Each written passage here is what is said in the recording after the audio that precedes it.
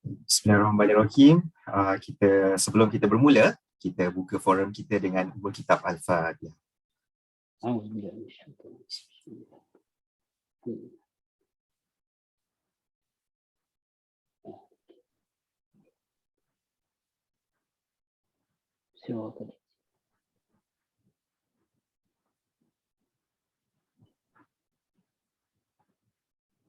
Selamat datang ke slot Counselling MRSM Taiping, TEPEN Success Recipe Talk Series. Topik kita pada malam ini ialah Push Beyond Limits, Feel the Fear and Do It. Sebelum itu, sekalung penghargaan diucapkan kepada rakan strategik ANSARA TEPEN, iaitu Unit Perkhidmatan Bimbingan dan Counselling MRSM Taiping, TNF Energy, Alka Systems dan YBhg Capital Holdings. Kepada anda yang menonton sama ada menerusi Facebook Live atau Zoom TEPEN, jangan lupa untuk tuliskan apa-apa persoalan yang ingin tujukan kepada ahli panel kita di ruangan chat atau komen. Pada akhir sesi ini, jika berkesempatan, kita akan adakan sesi soal dan jawab. Pesanan penaja juga kepada alumni MRSM Taiping yang masih belum mendaftar sebagai ANSARA TEPEN, bolehlah mendaftar dengan keahlian seumur hidup sebanyak ringgit Malaysia 50 sahaja menerusi portal rasmi ANSARA Malaysia www.myansara.org. Baik, sebelum kita melonjak lebih jauh, saya perkenalkan diri saya terlebih dahulu. Nama saya Ibrahim Khalil atau Baim, ANSARA TEPEN SPM 2007. Baik, bersama-sama kita pada hari ini ialah yang berbahagia Dato Ahmad Fuaad Muhammad Kenali, ANSARA TEPEN batch SPM 1987 yang juga merupakan Ikon MRSM Taiping 2015-2017. Kini merupakan Presiden and Group CEO of UMW Holdings Berhad. Dato Fuaad received his Bachelor of Science with Honours in Computerized Accountancy, University of East Anglia, Norwich, UK, and National Diploma in Business and Finance, Brighton College of Technology, Brighton, UK. His area of expertise encompasses of accounting, investment, and corporate finance and strategy. Apa khabar, Dato? Alhamdulillah. Thank you, Baim. Terima kasih. For inviting me. Terima kasih juga kepada Dato kerana sudi bersama-sama kami pada malam ini. Sebelum kita pergi lebih jauh, kita nak buat inilah, nak tanya-tanya sikitlah dengan Dato. Boleh ke Dato kongsikan dengan kita apakah sukan kegemaran Dato'? Mungkin waktu dekat maktab dulu ke? Apa yang sukan kegemaran Dato' sewaktu di maktab dulu? Sebenarnya kat maktab tu, kalau kita tengok cara kita punya asrama tu kita buat kan, kat tengah-tengah tu ada badminton court kan. Itu yang kalau kita tengok budak-budak dapat start main badminton tu, masa tu Dewan pun tak apa siap lagi kan, tak dapat nak main. So budak-budak start main badminton dekat situ. So kita pun start main badminton dekat situ, and then ramai-ramai. So it was a fun punya activities at that time lah. Masa tu tak ada kemudahan lain, pandang pun tak siap lagi. So badminton was antara one of the earliest facilities yang kita ada kat dalam kita punya asrama tu kan. So main dah daripada pagi sampai ke petang kalau weekend tu kan. So I think badminton is one of my favourite sports lah dekat MRSM. Tapi I juga main pingpong. Pingpong pun kadang-kadang ada kan meja tu, senang juga kita nak dapat main pingpong. And then masa form 1 sampai form 3 tu I sempatlah main hoki, tapi after form 4, form 5 tu I tak minat lah hoki sebab dangerous from my perspective kan. Bit tricky lah, ada kayu semua, bola laju semua kan. So aku tak berapa berkenan lah kalau macam tu. Masa kita kecil-kecil tu okey lah kan, budak form 1 sampai form 3. Kita dah sampai form 4, form 5 tu a bit dangerous my perspective, so I'm a bit averse to that. So I punya favourite really is free time tu pingpong, and then ataupun badminton. Tapi I played badminton for MRSM Taiping lah. So masih aktif sampai sekarang dah tu? Daripada form 1 sampai form 5. So masa tu tak ada, masa form 1 kita ada form 2 saja kan. Dan kita pun wakil sekolah kan, wakil sekolah daripada form 1 sampai form 5 badminton tu. So it's quite interesting for me lah. Badminton is easy to play, easy to practice kan. So senang. Sampai hari ini Datuk masih aktif dengan badminton? Badminton tak ada lah, sebab tak ada ramai kawan nak main badminton lepas tu kan. Dekat Okay. universiti, I still play badminton. Tapi balik Malaysia ni susah sikit nak dapat facilities dan kawan-kawan nak main tu. Tak ada kan. Kita pun dah split dengan kawan-kawan, semua kerja tempat jauh-jauh. So very difficult for us to get back together and try to play badminton together. Tapi nak main tu boleh lah. Tapi rasanya kalau main single tu pancit lah. Tak ada chance lah nak main single dan nowadays susah rasa. Alright, thank you so much Dato. Okay, itu dia serba sedikit tentang Dato, sukan kegemaran Dato, badminton, pingpong. Okay, thank you Dato. Okay, saya nak beralih kepada audience kita di Zoom dan Facebook. Okay, saya nak buat engagement test sikit lah. Okay, kepada anda yang berada di Zoom, okay, ataupun di Facebook, boleh tak saya nak tengok respon sikit, apa khabar dengan anda semua yang berada di Zoom dengan Facebook? Boleh tak respon kepada saya? Nak tengok respon, mungkin boleh bagi reaction thumbs up ke, ataupun apa-apa emoticon yang ada. Okay, alright, menarik, bagus. Okay, thank you so much, bagus. Alright, thank you, memang mantap, terbaik. Okay, terima kasih semua. Okay, kita kembali kepada topik ataupun perbincangan kita pada malam ini dengan tajuknya Push Beyond Limits, Feel the Fear and Do It. Okay, alright. So kita akan beralih ke ataupun pusingan pertama lah. Kita nak tanya tentang satu definisi tentang topik kita pada malam ini. Sebelum kita berbincang lebih lanjut dengan topik kita pada hari ini, kita nak dengar pendapat daripada Dato' Fuaad sendiri tentang pushing beyond limits. Apakah pendapat Dato' tentang pushing ourselves past our limits? Kenapa penting untuk kita sentiasa menolak diri kita dalam mencapai matlamat kita? Silakan Dato'. Terima kasih Baim.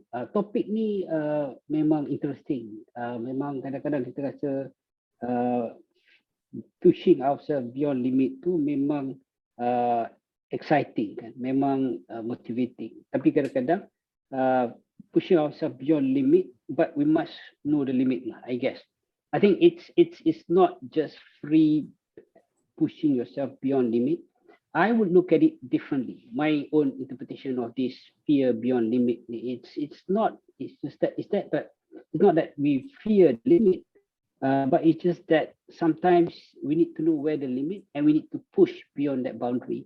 But how far can we push beyond the boundary? This is where I have my own perspective on this.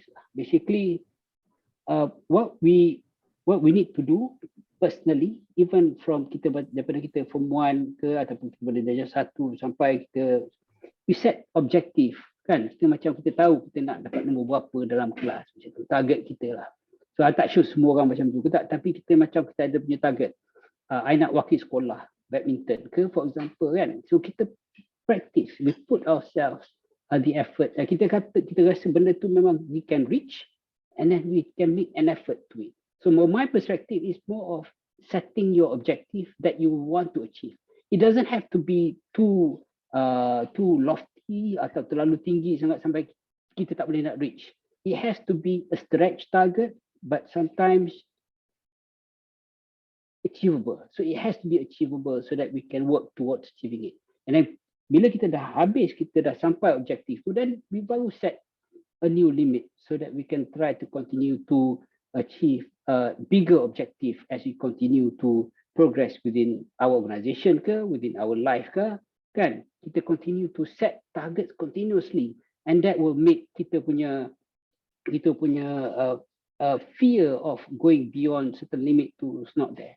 So my perspective is, kalau kita tengok cara we can set a very lofty target macam nak jadi prime minister for example, tapi nak masuk politik semua kita tak reti, so itu pun make it difficult, and at the end of the day we tend to give up.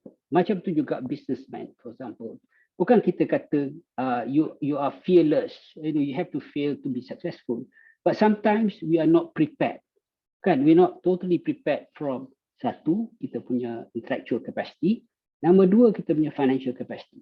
So we don't have these two items combined. So financial capacity tu kadang-kadang kita nak depends on luck. For example, kalau business tu successful, okay. Then kalau tak successful, okay. But we don't have the backup plan. So the best way forward is try to be fearless in the sense that we set an objective that we can achieve, and then we can work towards achieving that objective. Once we achieve that objective, we can work towards achieving the next objective in life. For example, masa I mula-mula graduate dulu, I set myself to be a good accountant. Kita pun tak nak cakap nak jadi CEO ke CFO ke, tak ada. Masa tu I just want to be a good accountant. So what do I need to be a good accountant? I need good training. So I find an organization that can help me to be trained well as an accountant. And after I've become, I've been trained by that organization, that accounting firm, then I feel that I have the capability to set higher targets. In that sense, then I set my target to become CFO of a company, say for example. Then we work towards achieving that objective by understanding how companies are run, how the role of CFOs are, and then we try to work towards that objective and try to find opportunity to be able to be exposed to that position. I think my perspective is bukan kita pushing ourselves too much beyond our limits. We must know our limit, but we must set continuous objective for us to be able to achieve bigger things in life. Not straight away a limit that is beyond our capacity or capability. Alright. So saya nampaklah apa yang saya dapat daripada apa yang Dato definisikan lah kan, pushing ourselves beyond limits ni, kita kena faham diri kita, kenali diri kita, di manakah kita punya limits, dan dalam masa yang sama kita kena kenal juga, kita kena tahu macam mana definition of objective yang kita nak capai tu, dan objektif yang kita nak capai tu must be attainable, achievable, dan kita tak perlu terus nak pergi objektif yang sangat besar, one at a time. Maksudnya sikit demi sikit, tetapi consistently kita kena achieve, kita create target, achieve target, dan kita continuously kita improve ourselves. Itu apa yang saya dapat daripada definisi yang Dato kongsikan sebentar tadi. Alright, so next, okay, ini kita nak cerita tentang cabaran pula, cabaran tentang pushing ourselves ni kan. So memetik satu kata-kata yang terkenal oleh Julius Caesar dalam bukunya yang bertajuk Commentaries on the Civil War, iaitu Experience is the Best Teacher. Berdasarkan pengalaman Datuk di MRSM Taiping dan dalam industri, apakah cabaran yang Datuk hadapi dalam pushing yourself beyond limits, dan bagaimana Datuk mengatasi cabaran tersebut? Okay, this is an interesting question by I bukan nak brag. I will start off after SPM. Dalam SPM tu masa tu kat MRSM, I think I was very lucky to be educated in MRSM Taiping, because I would never have achieved whatever I've achieved today because of if not because of MRSM Taiping. I think the upbringing, the attitude that we developed while we were at MRSM Taiping has really made what I am today. But beyond that, if you look at masa dekat MRSM Taiping tu, of course we developed this capacity, this attitude, but masa tu my focus was not really on English. Masa tu for whatever reason kan, kita punya focus at that time was not really on English. Even though I was a top student for MRSM Taiping in 1987, and I was also the top student for Melayu for that year, the only one yang ada 91, flukely I rasa. And then after that, I got a public bank gold medal award. At that time ada lagi, dia tak stop lagi masa tu still the public bank gold medal award. So I won that. But my shortcoming after having won a TND punya scholarship, I was sent direct to UK. I was not really prepared to go direct to UK for whatever reason. Kita pun rasa macam kalau buat A-level kat Malaysia dulu, kita ada masa untuk improve kita punya English, and after that kita pergi UK kan, then at least okay. But masa pergi UK tu, my English I realised was really bad. So the course that we were enrolled to was BTEC. So BTEC National Diploma ni you kena write courses, bukan you kena exam saja towards the end kan. You kena write thesis, macam program, macam book ke, macam you kena write thesis lah. Every quarter tu you kena tulis thesis. My English was very bad. So I was struggling to improve my English at that time. I had to get my fellow students to help me to review my thesis or my essays so that, you know, it doesn't look so bad from a grammatical standpoint or even vocabulary standpoint. So I was bad. Even though kita dapat A1, tapi kita punya spoken English and kita punya overall writing is not very good. So what I did was, I know my limitation. I know my challenges at that time. If I don't improve this, I will not do well in my study. So what I did was, I had to do extra work. Basically, I had to enroll for extra classes. So I went to night classes to attend these English classes. Dia ada dia ada grammar as well as, you know, English practice. So I had to enroll to that to improve my English level at that time. So Alhamdulillah, for 2 years I was there, I managed to improve my English quite substantially, and I managed to get good results from my BTEC, and then I went to University of East Anglia to do my A-levels.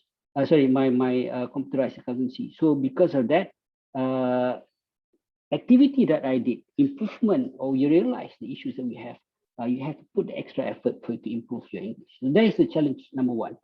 Number two, after coming back from UK, I was a TNB scholar at that time. I passed my ACCA semua. I come back to Malaysia, and then I was eager to work for my sponsor lah, TNB. But knowing TNB, it's a big organization at that time. The way they posted accountants, dia taruh accountant ni dalam satu division for a long time. So you will say, for example, I'll be put in fixed assets division of TNB, jaga fixed assets. Because TNB assets is big kan, billions. So this accountant will be parked in there for 3 years. Whereas kalau kita tengok the professional trading accountancy ni, they need you to be an all-rounder within 3 years. So you have to be trained to do tax, you have to do general ledger, you have to do corporate finance, you have to do any other things lah. Which is within that course, IT, internal audit and all that.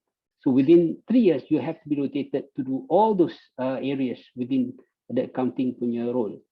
So TNB, after coming back, said they cannot accommodate that request. So I said, can I be trained within 3 months, within 6 months, within one division to be rotated so that I can get this wholesome experience that is required by CCA, for example. And then dia kata tak boleh, TNB is too big. So I went to see the CFO at that time of TNB, and then I remember the TNB CFO said to me, Fuaad, you want me to write anything in the ledger that ACCA wants, I can help you to write, but to accommodate your request, we can't accommodate. So that is not that is very unfortunate for me, because I really want to be a good accountant. I cakap tadi kan, my ambition was just to be a good accountant. So not really to be a CFO or CEO, but I just want to be a good accountant so that I know how to do my job well. Itu saja. That was my ambition. So because TNB cannot accommodate my request, I've decided to apply for another job just to get the best training.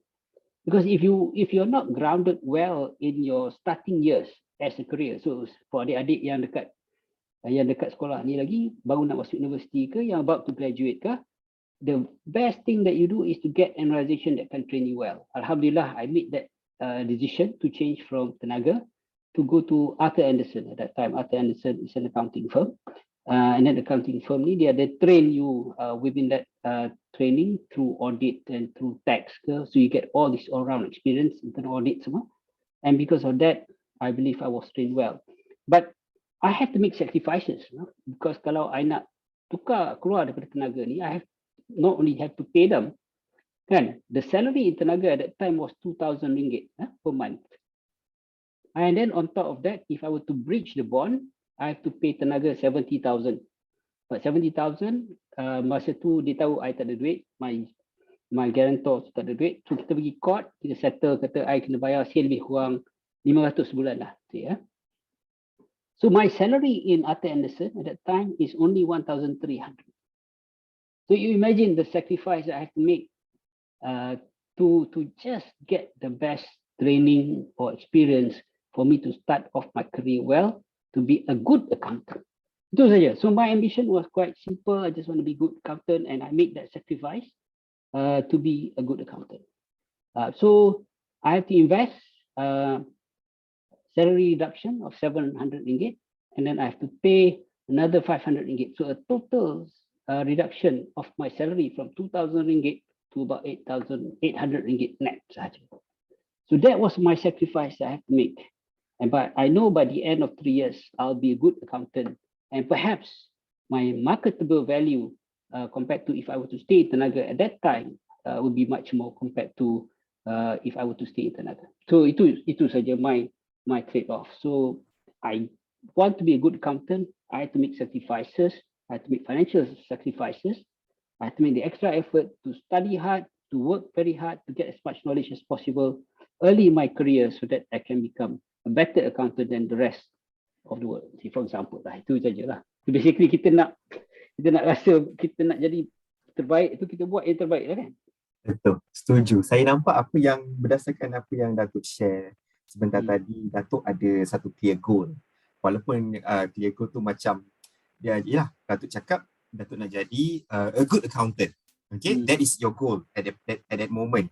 Okay, dan Datuk menghadapi beberapa kesukaran atau kekangan sewaktu mungkin right after SPM terus kena pergi ke UK untuk A-levels dan menghadapi ada kesukaran sikit untuk dari segi bahasa. Betul, dan Datuk dapatkan bantuan daripada peers, kawan-kawan dan juga buat extra classes. Dan dalam masa yang sama, apa yang saya faham kat sini, kita kena faham kekangan yang kita ada sewaktu itu. Okay? Dan apabila kita betul-betul faham kekangan kita, kita kena work around masalah yang ada tu. Contohnya macam yang Datuk cerita tu, dekat TNB tu sendiri, Datuk cuba tanya orang, boleh tak nak tukar, nak belajar benda lain sampai ke level CFO.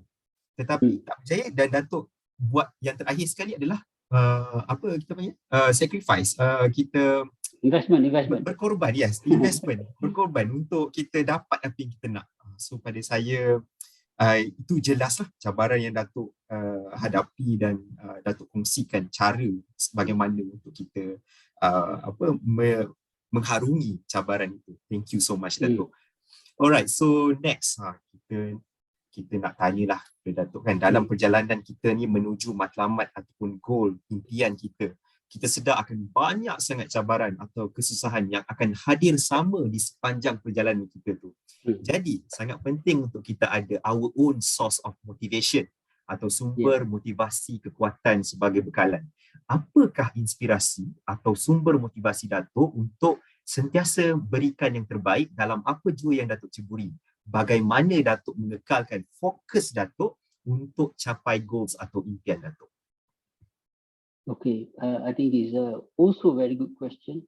Tapi the answer is already in your question, which is kita punya motivation, my perspective, because I was trained, kita develop kita punya what do you call it, masa kita daripada form 1 sampai form 5 tu, it's the period where we develop kita punya behavior kan. So I was very lucky, as I said, I was in the right organization, MRSM Taiping, with the right teachers at that time. They are all young teachers, very motivated and very hardworking. So I learned a lot from all these teachers, the way they help us, the way they have these extra classes, just to make sure that if we get A, they sacrifice their weekends, make sure we attended classes. So all these secara sedar atau tak sedar, dia termasuk dalam kita punya behavior kan, because the attitude yang cikgu kita tunjukkan tu really meresap dalam kita punya behavior tu, secara sedar atau tidak sedar. So I was very lucky at that. So from that moment on, kita tahu apabila any activities that we do, kita buat main badminton ke, kita nak pergi buat kelas ke, nak buat homework ke, my motivation at that time is to always give the best. So kalau you always give the best, and then the next time you do, you always do better. Betul tak? Kalau you always do the best, the next time you do something different, it will always be better. So my motivation throughout my life is really to have this attitude to give the best in whatever that we do. it gives not only personal satisfaction, but also it gives fulfillment. Kalau macam kita buat benda untuk cikgu, for example, kan, kita buat projek untuk cikgu, kalau kita buat benda tu, kita dapat, cikgu pun happy, kita pun rasa a deep sense of satisfaction, kan? Kalau benda macam tu, kecil-kecil, masih dekat sekolah, you boleh buat macam tu, cikgu bagi homework, you buat betul-betul, and then cikgu bagi kerja pun you buat betul-betul. I think at the end of the day, you can only be a better person. And that attitude will continue throughout your career until today. I'm still like what I am when I was in MRSM Taiping. I think I was very fortunate to have all these teachers and colleagues or peers at that time that helped me to become what I am today, I believe. I rasa the other bigger thing that we must also inculcate masa kita dekat sekolah ni is good attitude. Bersangka baik, good attitude with people, not selfish. Because attitude ni kalau kita tengok daripada segi importance, not just dekat dalam personal achievement, dalam corporate pun, the emphasis on attitude ni is very, very high. So that's why developing good attitude will allow you to become a better person going forward. Personally, kalau you tengok I punya motivation dalam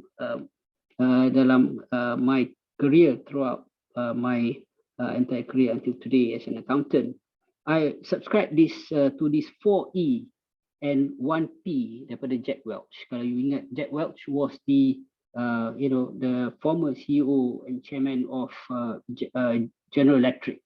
He was the one who blew the company up from a $50 billion company to a $200 billion company within a span of, say, 15 years when he was heading the company. But what Jack Welch did was he infused this 4E and 1P. P too he added later, but the 4E yang they implement throughout the entire GE organization really, align with my way of doing things.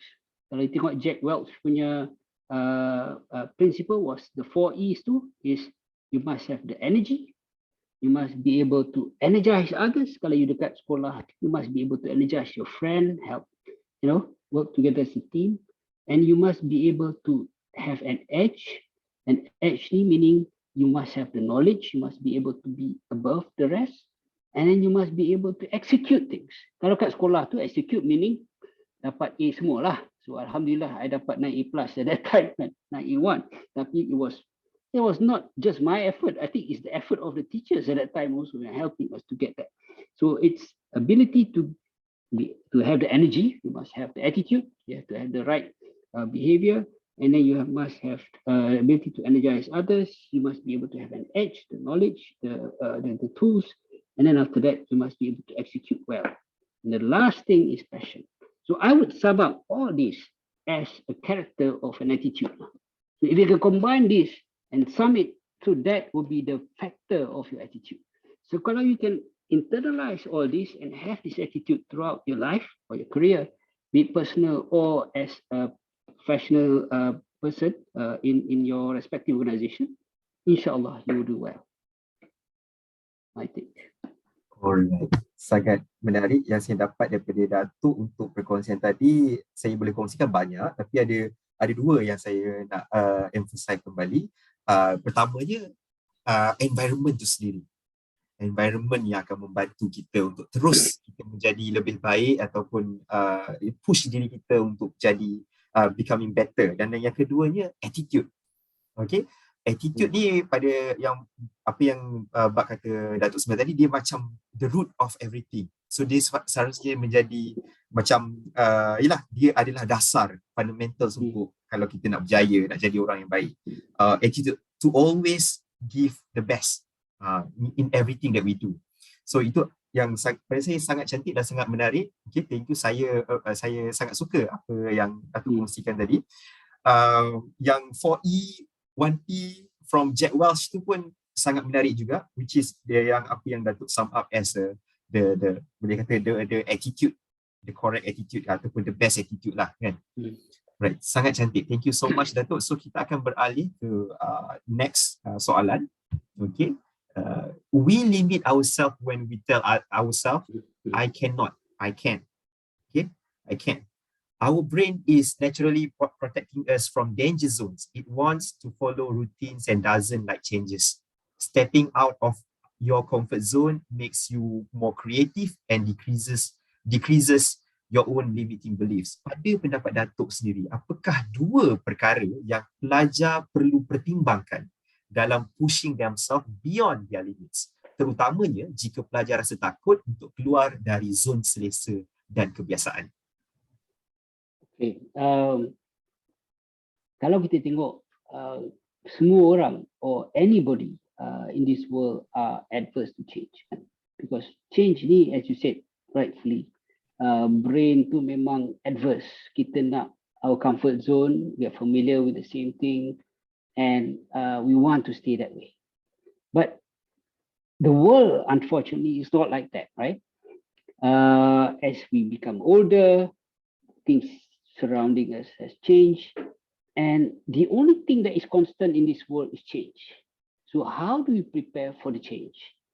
So how do we prepare for the change is the question that we ourselves must dig deep and try to answer. Basically, how far do you want to go? How far do you want to achieve in terms of achievement? So it depends on where you want to go, where you want to achieve, how do you react to this change? You need to be prepared. So my take in this, in terms of preparing yourself for change, which is inevitable. Kalau you tengok COVID-19 punya impact on the world, it has hastened the adoption of e-commerce and the adoption of working from home. The transformation that has been created by COVID-19 is far beyond what we have envisaged. But that is normal. But the speed of which it has changed, has taken place, is impressive. So that is the factor that is pushing change in the world. Kadang-kadang circumstances, macam company tu not doing so well, you are pushed to go out of that organization. You need to find new job. So how do you prepare for that? My take in this vibe, dua saja. One is you must have the knowledge and experience. I think kalau you prepare yourself well with the right knowledge, with the right experience, that's why I said kalau kita muda ni, kita masih fearless, kita pun tak ada isteri lagi, anak pun tak ada lagi, kita try to invest as much as possible to get as much knowledge as possible, as much experience as possible, learning from others, learning from seniors. Because kalau kita nak belajar sendiri, kadang-kadang it takes too long. The network ataupun you buat cari mentor ke orang yang you can look up to that can help you to bring yourself to their level to faster, that would be great. So you invest in this, satu, getting as much knowledge as possible that you can do through university or from a good organization that you are hired within that organization. That's why it's important to get a good organization to work with to start off. And the number two is to get as much experience as you can. So that is number one, experience and knowledge. Number two, you must continue to work hard, regardless of what station in life you are, whether or not you are starting as an audit junior or you become a CFO at one time. The key thing is that you must continue to have or must continue to improve throughout. You must work hard, and then you must work hard and smart. I think both combination can be good. And you must have the right attitude. The right attitude will be able to help you to become better than the rest of your colleagues, for example. And then you become more resilient and people will value you more. A combination of these two, knowledge and experience, work hard as well as good attitude, will give you the edge. My take. This edge will be able to then allow you to be more resilient, be able to achieve greater things in life, insyaAllah. InsyaAllah. So kita ulang balik apa yang Datuk cakap tadi. Number one is knowledge and experience. Okay. And then number two is continue to work hard and have a good attitude. Pada saya, Datuk sendiri setuju kot kalau katalah ada kandidat datang dekat Datuk, kandidat nak minta kerja, yang dia punya akademik dia punya knowledge sangat power dan experience, tapi attitude dia out, Datuk mesti tak ni kot. Dia nak Because kalau kita tengok daripada segi teori kan, dia kata ada EQ dan EQ, right? Ada dua, EQ and IQ. So IQ is the capacity bit lah. Tapi kalau you ada banyak capacity pun, tapi kalau you lazy to strengthen your knowledge and capability, eventually your IQ will be taken over by somebody else who can build better knowledge kan. Because IQ tu just your ability to analyze and synthesize things. Tapi kalau you tak ada knowledge nak synthesize, you tak ada experience to provide that, eventually you'll be overtaken by someone else. EQ pula, your ability to work with people, your ability to work hard to try to anticipate what your bosses want. And then all these four tadi, kalau kita combine, bukan saja dia bagi kita good overall attitude about that person, but you are able to add value. I think that is something that you must. So combination of these two things, working hard, good experience, knowledge and experience, lepas tu you ada hard working and good attitude, will enable you to add value.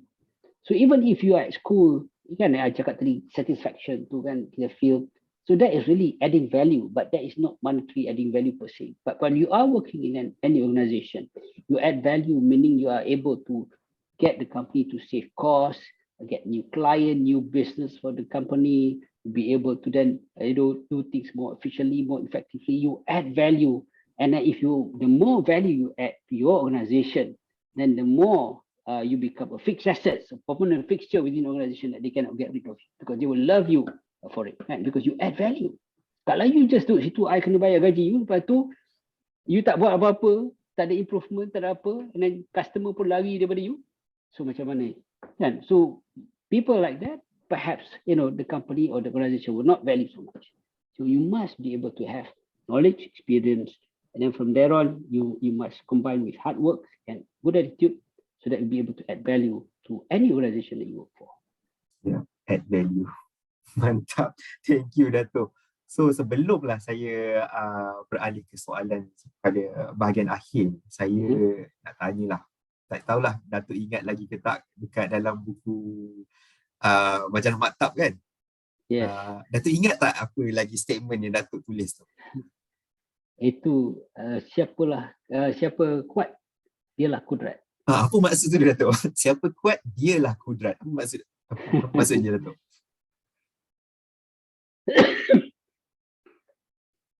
Sorry. Masa I when I was younger, masa I kecil-kecil dulu, kan dalam dokumentari, I'm not sure whether you ingat, ada tak masa you kecil-kecil dulu ada this documentary pasal keris. This is the commentary dalam keris, dalam dekat RTM punya segmen yang always macam ada cakap pasal how they build the keris and why keris is so important for the Malay heritage, right? So dalam tu dia katakan, because of this, siapa kuat, dialah kudrat. Maknanya siapa yang kuat, yang ada keris, dialah yang akan berkuasa. So unknowingly for me, it's so relevant to today, right? Because siapa kuat, dialah kudrat, meaning siapa kuat tu, by today's context, kuat tu doesn't mean keris, but kuat today means ilmu, right? Your ability to add value. So if you are able to add value, create value macam Tesla ke, you create value macam tu, walaupun company tak profitable, tapi the value you creating so much, and people value you. So siapa kuat, dialah kudrat. Kudrat meaning dia berkuasa. So if you are having that knowledge, experience, you will be powerful. So you control that. So that is my unfortunately it was just a fluke. As I said in life, kadang-kadang benda ni bukan kita fikir sangat pun, kita fikir benda tu is quite good lah. Siapa kuat dialah kudrat. So I just tak tahu nak tulis apa lagi, I tulis lah benda tu, because benda tu stuck in my mind. So by the time nak kena tulis tu, I tulis lah benda tu. So it was kind of a lot of incidents in life ni kadang-kadang bukan kita plan sangat kan. It just happened to be that way kan. Yeah. Alright, thank you so much Dato. So sangat menarik. Saya nak tunjuk tapi ada alamat dekat gambar tu. Boleh ke Dato tunjuk gambar tu? Boleh. Gambar itu gambar tu masa jambul besar kan. Oh, ini dia. Nampak Dato? Ya, betul. Inilah buat gambar kat dalam majalah Maktab. Datuk Fuaad kita, siapa kuat dialah kudrat. Alright. Okay, itu saja untuk sisipan sikit untuk sesi malam ni. Saya beralih ke soalan yang terakhir. Okay. Soalan terakhir kita nak bercerita tentang survival. Okay. Biasanya kita perhatikan kanak-kanak ni lebih berani atau cenderung untuk cuba perkara yang baru atau mudahnya being fearless macam Datuk cakap awal sesi kita hari ni kan. Yep. As we grow older, kita cenderung untuk lebih banyak berfikir-fikir, banyak berkira-kira dan akhirnya mungkin berada dalam kerisauan apabila berdepan dengan banyak tekanan. Dalam situasi sekarang yang banyak sangat persaingan dengan pelbagai tekanan, contohnya tekanan oleh pandemik, tekanan dalam keperluan untuk jadi all-rounder, apakah nasihat Datuk untuk para pelajar survive situasi ini? Bagaimana kita nak jadi fearless dalam berdepan dengan tekanan dan cabaran? Terima kasih Ibrahim. Itu soalan ni memang quite difficult if you ask me. Because fearless it's good in theory, karena macam dalam cerita movie tu, it's good to have fearless because you tak ada obligation, tak ada responsibility kan. Dia macam, wah, I can just fight and after that I mati pun tak apa. Anak I tu cerita tu tak cover kan. Tapi dalam in real life you've got problem macam tu because you've got your surrounding consideration. You cannot be totally fearless. Kalau macam you cakap tadi lah, when I was younger, a baby dia baru start berjalan pun dia jalan mana-mana. Sebab apa? Dia fearless. Dia tak ada risau sebab dia tahu orang surrounding dia will take care of it. Kan, mamak, demak dia, ada papak dia will take care of it. As you masuk sekolah menengah pun sama. You sekolah rendah, for example, you are relatively fearless. Tak takut mistake. Sebab you tahu the mistakes punya you buat masa tu, paling kuat you kena rotan dengan cikgu saja kan. So you buat nakal sikit pun tak apa, you kena buang sekolah. Bukan buang sekolah tutup lah, tapi you kena detention ke apa, and then you can still okay with that kan, because you still exploring things at that time. But as you work and then you start having a lot of fear. So takut you tak dapat promotion, takut you tak grow higher. And then as you become bigger in any organisation, you dah ada loan, you ada rumah, sama ada 2-3 bini kan. So kalau you kalau you kena buang kerja masa tu, siapa nak tanggung semua you punya obligation? I think because of that, people tend to develop some fear or a lot of fear as they get older within any organisation. Tapi my take is, I will not be totally fearless. But fear ni is good to have. So for example, kalau you are macam kita tadi, you leapfrog yourself. Macam I pergi daripada MRSM Taiping pergi ke Brighton. English tak erti kan. So I'm leapfrogging myself. Tapi takkanlah I nak kata I tak boleh pergi UK kan. I nak juga pergi UK. So I pergi. Tapi I have to make sure that I'm ready to take the challenges. So kita nak buat, kalau ada fearless tu bagus, because it will make us prepare more. So I'm not saying that we are supposed to be totally fearless, but sometimes fear can make us prepare more so that we can become a better person, so that we can become more successful in the future. So that's why macam orang daripada pekerjaan, orang yang bekerja sekarang nak masuk jadi businessman, they should fear unless dia dah financially secure kan. Dia dah ada, okay, kalau I lose my business ni pun tak apa sebab I can survive, I got savings here, then I can survive for another 10-20 years. So my family semua all secured, semua boleh masuk universiti, semua okay. Then I masuk business, I will lose that capital, tak apa. Tapi kalau you tak ada that consideration, then you susah. So kalau you fearless, just leapfrog from being employed to become a businessman. Tapi businessman tu, you tahu capital you tak cukup untuk fund your family in the future tu, how does it work? So you need to then have some balance so that you can prepare for that. Bukan totally fearless to be good, because fear makes yourself better in the sense that you prepare for the unexpected outcome, right? So you be a better person. So kalau you nak pergi masuk kerja daripada universiti, kan, you tahu nak masuk kerja ni, what people are looking for nowadays, people looking for computer skills, people are looking for communication, your ability to speak English, bahasa Melayu, bahasa Malaysia kan. All these are critical for you to be able to succeed in your career. So because of that knowledge, you now be able to then prepare yourself for the better. So it's not that you are fearless, but as and when you've got the knowledge, the experience, or whatever that is required for you to be able to get there, then you become fearless. So fearless in itself is a misunderstood word. is fearless because you are already prepared, then okay. Because macam baby, dia fearless because dia tahu parents dia akan take care of them. Maybe kan. Budak-budak tak ada consequences. Macam kita dah tua, kalau ada obligation, then we cannot be totally fearless, but we must be prepared for us to be able to be fearless to leapfrog to a new areas or to go into something new that we totally not familiar with. Kan? We must be prepared. Itu saja. Alright, so saya suka apa yang Dato' kongsikan tadi. Fearless tu disebabkan kita dah well prepared. Kita dah tahu dah, kita dah faham dah apa keadaan dan macam kalau kita ambil contohnya macam main catur. Kalau kita pergi ke kotak ni, apa yang akan berlaku? Apa possibility dia? So maksudnya kita dah well prepared, kita dah tahu. So thank you so much Dato'. So rasanya itu adalah soalan-soalan yang kita sediakan untuk Dato' pada malam ini.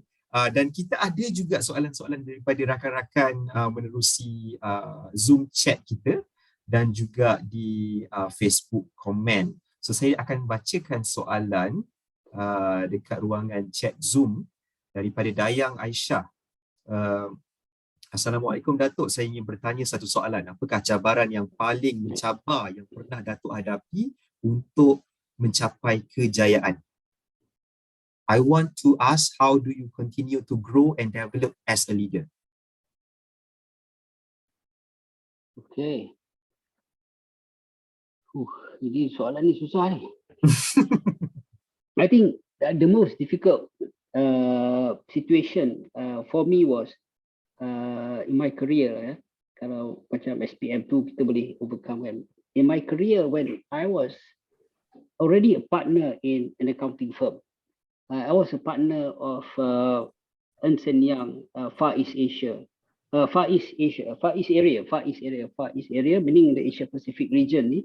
I was already a partner in EY at that time. That was in 2010. At that time, my only issue with working in the accounting firm is that I can only advise, consult, and give feedback to clients. Kan? I become auditor of MDB ke, I become auditor of UEM Group ke, Iskandar Malaysia ke. That one okay, but the issue is I cannot implement. Kita rasa macam something not terkurang sikit. So to make that decision to move out from being a professional partner in an accounting firm to become a professional or professional in an organization, Astro. So I make a move from accounting firm to become a CFO of Astro at that time. That was quite difficult for me because the prestige of being a partner of an international firm is very high. And then kalau nak kira in terms of dia punya perks pun quite interesting lah. Cuma kita tak dapat execute. So I want to have more experience. The decision to move to Astro was because of I want to have that experience. Astro at that time, if you can recall, they were under TEPEN PLC, a company listed in UK. At that time, they were just privatized. They were privatized because dalam tu they ada international and they ada Malaysian entities, and the international was not doing so well and the local was doing well. So they want to restructure and then release the Malaysian entity. So I want to have that experience. Because kalau I dekat accounting firm, I cannot do that. Because I can just advise, audit. Yeah. Because the decision to make is I want to have that experience. I want to help Astro restructure. I want to help Astro to relist in Malaysia.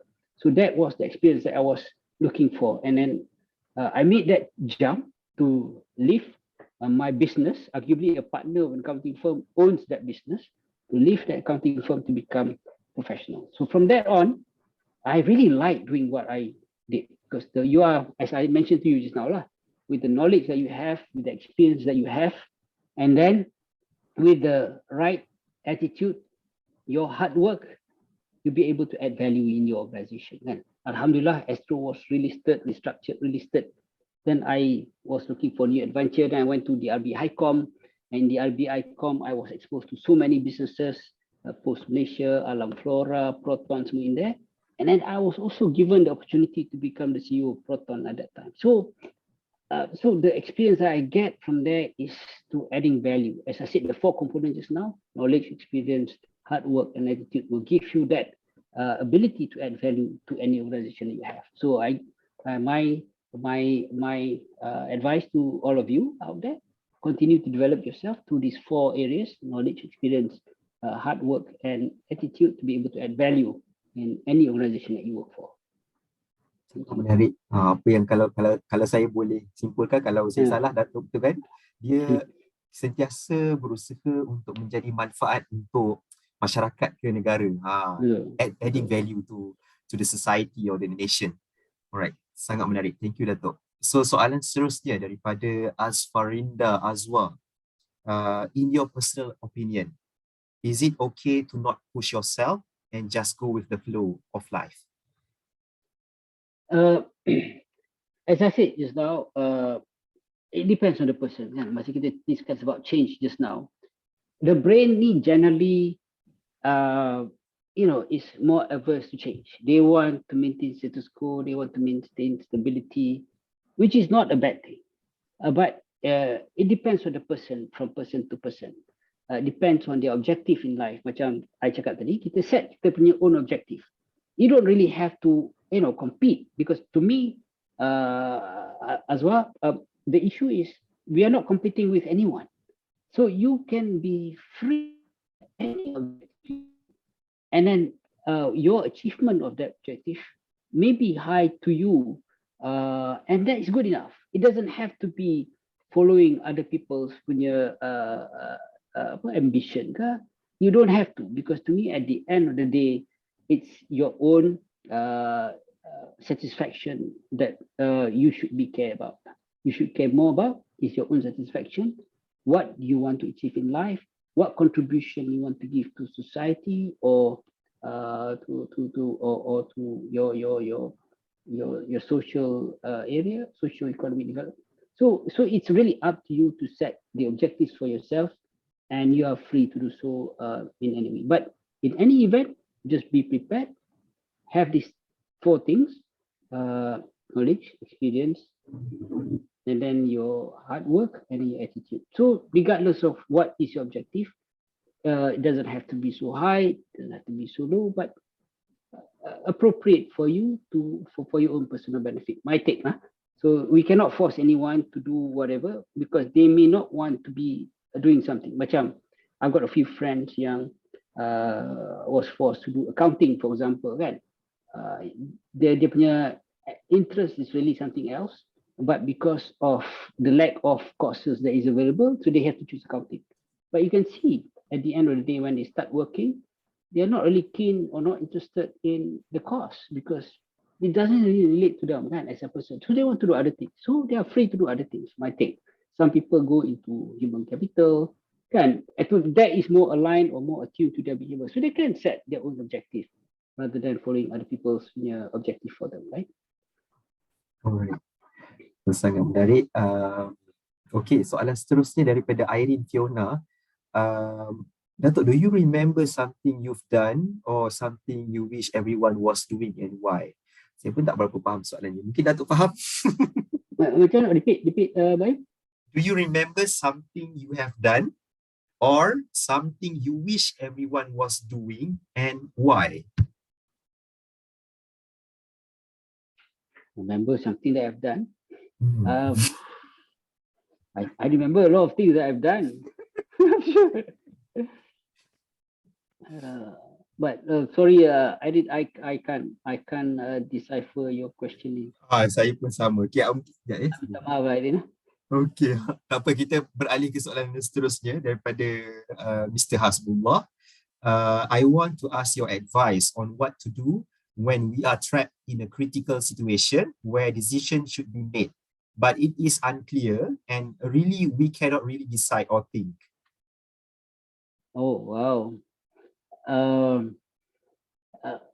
So kalau you are in a critical situation that you need to decide, I think you have to find ways in which you have to make that decision. I guess my take is, leveraging on collective effort. If it's so many people, then you have to get everyone to get together, put in the thinking cap based on, collective effort of your experience and knowledge, and then, try to come up with a solution, try to address the situation more structured. and perhaps I think we can get to come up with a solution. To be fair, throughout my life, I don't really have an issue in terms of coming up with solution. Of course, it's not just my own. It's always been effort by our team, and then it doesn't have to be 100% perfect all the time. Sometimes 90% will be okay, because you have to balance the imperfections, kan? Sometimes the imperfection, you have to make that decision. Maybe it's 90% perfect, but you can always perfect it later on. Rather than not making decision, sometimes it's quite tricky. I think kalau tak buat decision tu, you will delay a lot of things, and things will not progress. If you make decision, but at least the decision must be in the right direction, you can always improve that decision later on. I think my take, rather than not making any decision, you must make decision, especially if it's crucial and important, and then you can always move and improve later on. Alright, harap menjawab soalan tu kepada Mr. Hasbullah. So next soalan Harap-haraplah. Okay, alright. So next daripada Lia. Boleh tak Datuk kongsikan sedikit mungkin secara ringkas tugasan yang perlu dilakukan sebagai seorang CEO? Okay, kalau kita tengok tugasan sebagai seorang CEO ni, it's actually a bigger role compared to, say, when I was younger as an accountant, for example. Accountant pun sama juga, dia ada dia punya areas of responsibility dia, kan. And then you ada orang reporting bawah you, and then you ada orang report in various areas within your accountant role lah. You ada balance sheet, tax, kan.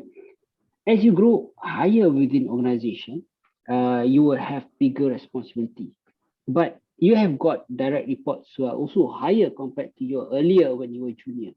So basically, in running an organization as a CEO, the area that you need to look for is first and foremost managing people, managing the organization as a whole. So that is where the experience of running organization when you are younger, when you become you grow bigger within that organization or higher within that organization, then you have the experience of running the organization. The difference between CEO and the rest is CEO takes full responsibility for the organization. So CEO has the responsibility to make sure that the organization runs well. The buck stops at you. Kalau the company is not run well, eventually you have to go. It's as simple as that. If company is not doing well, your strategy is not working, people are not motivated to work, then you have to take responsibility. And if you don't get the results, you have to go. So as I said just now, that's why it's important to add value in whatever station that you have. Kalau you accountant, junior accountant ke, senior accountant, CFO, and then later on you become CEO, it's important that in all those areas that you work in, you must be able to add value. More so as a CEO with the organization. So CEO will set direction of the company, 5-year, 10-year vision, how much profit you want to achieve, what are the areas that you want to look for, sustainability aspect of the business, are they environmentally compliant or not compliant? Are we going to have net zero carbon by 2050? All this will have to be formulated and included within your strategic plans, I guess. So CEO will be responsible for that. Alright, so pada saya kalau nak cerita detail lagi banyak tu, tapi itu secara ringkas yang Dato' boleh kongsikan kepada kita. So harap dapat memberi sedikit sebanyak pencerahan pada soalan daripada Lia. So pada saya ini soalan terakhir daripada Khairul. Okay. How your past struggle has shaped you at your position now? Any example you would like to share, especially within your current or recent organization? Wow. The past struggle. So maybe I can just relate to my Proton experience, I guess. I am an accountant, become a CFO of a company, itu quite natural, my perspective. But for me to become a CEO of Proton without having any prior experience of running company, I think a lot of people were quite skeptical that I was able to do well. Because Proton has 10,000 people, and I, before that, was only a CFO or COO of the YBhg. I don't have direct responsibility in operations, kan. So COO at holding company ni, kita tengok investments, kita tengok macam mana company run, kita become board member of these companies, but tak ada direct operational responsibility. So when I was offered to become the CEO of Proton, it is a very challenging role, and then I take it that as a challenge for me. I was lucky that in my previous role as an auditor, I was able to observe how companies are run. And then when in my role as a CFO with Astro, with the DRV Highcom, I can see how my CEO run the organization. So I sort of form a view in terms of how I need to run companies. So what now? I was given the opportunity to restructure, to run Proton. At that time, Proton was on the verge of going down. We don't have models. During my time as a CEO of Proton, I launched 4 models. If you can remember, in 2016, I launched Perdana, and then I launched Persona, I launched Saga, and I launched Ertiga in 1 year. So I had to do that because the company was in dire need of revenue. We have invested in all these 4 models and we don't have revenue. So I have to launch forecasts so that we can have revenue to sustain the organization. So what I learned from Proton in terms of running the organization, as difficult as that, and then trying to get a partner and getting Geely to come and help to infuse their knowledge and experience into Proton and to make what Proton is today a better organization, a better car company. So I was very happy with that. So the key issue is the experience I had in Proton, learning from there. Then I went to Malakoff to make some changes in Malakoff to try to improve profitability and sustainability of Malakoff. Then after that in UMW today. So in UMW, based on the experience I had in Proton and the rest of the experience as a CFO, I think UMW, my perspective is a better company today compared to if I were to run it before I was in Proton. So the experience I had in Proton and Malakoff be able to help improve my quality as a CEO, then I'm now able to run UMW better than if I were not in those 2 companies. So the experience I had, the learning that I had from this company helped me to run UMW better, my perspective. Thank you. Thank you. Saya harap dapat menjawab soalan daripada Khairul tadi. Saya nak minta izin Dato' lah sebab waktu kita menjawab soalan Khairul tu tiba-tiba ada keluar satu soalan daripada Facebook sebab saya tadi tak ada keluar langsung daripada Facebook. Ada satu soalan daripada Facebook dan satu soalan daripada Zoom. Boleh tak kita entertain last 2 question? Boleh tak Dato'? Boleh. Boleh. Okay. Soalan daripada Facebook daripada Azrin Jalani. Does CEO is the one who should be answerable to the stakeholders, for instance, stakeholder and all? Well, yes, CEO is responsible for stakeholders, including employees. So employees are also a stakeholder in any organization. So in addition to employees, which the the CEO have to manage to make sure the morale, the motivation, the development, the quality, the tools that they are given are there for them to be able to deliver their jobs. Also, we have to make a connection with the shareholders. We have to make connection with the board members. We have to make connection with the government entities, the one that give licenses and etc. So all these are CEO's role. But obviously, we don't do things ourselves. Macam within our organization, kita ada HR head. So HR head will work with us, try to recover, to make sure the engagement with the employees are well. Now with the government, kita ada government liaison officers, for example, to be able to help us to manage government liaison. And then macam shareholders, kita ada investor relations people, right? To look at investors who are willing to invest in our company. We need to manage and entertain, because entertain in that sense, provide whatever input that they require. Same as other stakeholders as well. We have got people. So bukan I run the company, I have to do everything myself. No, but I work as a team with my team to be able to address all these stakeholders' concern. Okay, Azrin. Alright, harap menjawab kepada Azrin. Dan last questions for tonight. Dato', how do you deal with people who is against with our vision or decision, especially when we are holding a big position? against our vision.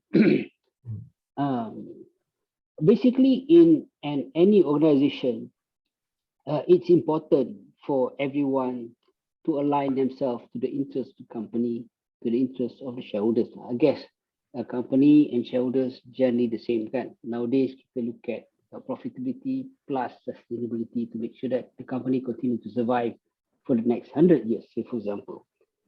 So it's important for everyone within the organization to align themselves to that. Not just the CEO set that vision direction with the approval of the board, make sure that we align to the interests of the shareholders plus sustainability agenda to make sure that we are, 100 years able to survive within the next 100 years. Everyone within that organization must work together as a team. But if anyone within that organization does not is not aligned in terms of vision and not able to contribute to the organization punya or add value to the organization punya agenda, I think they have to go. It's as simple as that lah. So kalau you are not agreeable, but you're still able to add value, maybe you are okay. But if you are not agreeable and not adding value, then perhaps you are not able to stay within the organization. You yourself will not be able to justify why you need to stay with that organization, right? Generally lah. So you don't even have to be asked to leave because you yourself will decide to leave, I guess, because you're not aligned to the interests to the company's objectives lah.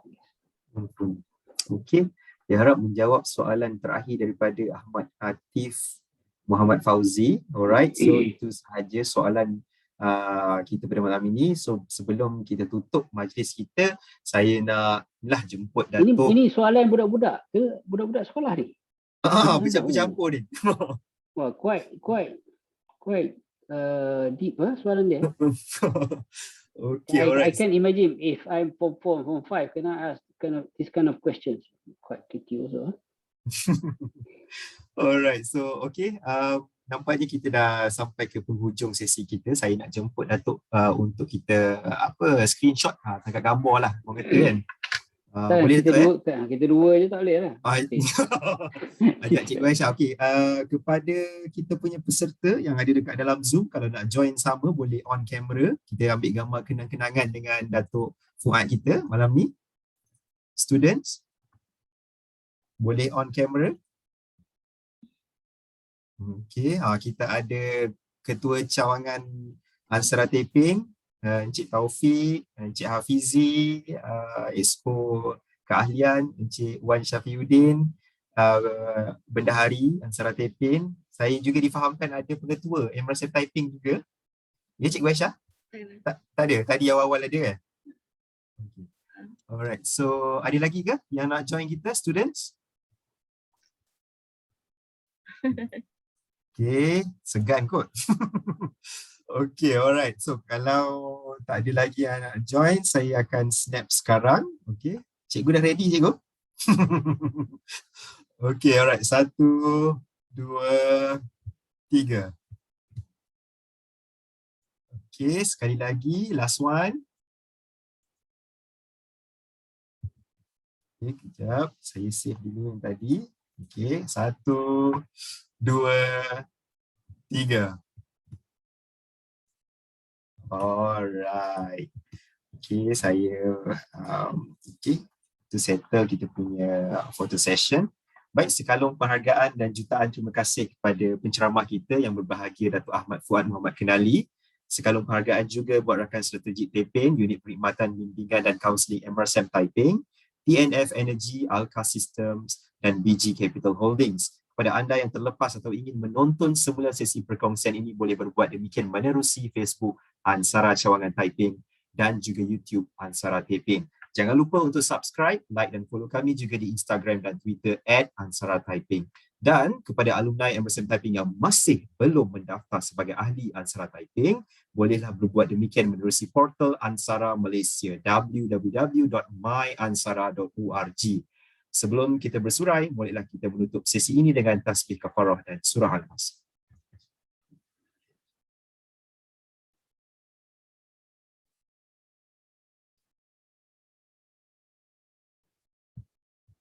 Sekian daripada saya. Jangan lupa siri secangkir kopi bersama Wall of Fame pada Selasa minggu hadapan pada jam 9 malam dengan tajuknya Penyelidikan dan Pembangunan. Kita bersedia. Ingat, patuhi SOP, jaga diri, #ini barulah TEPEN. Assalamualaikum dan selamat malam.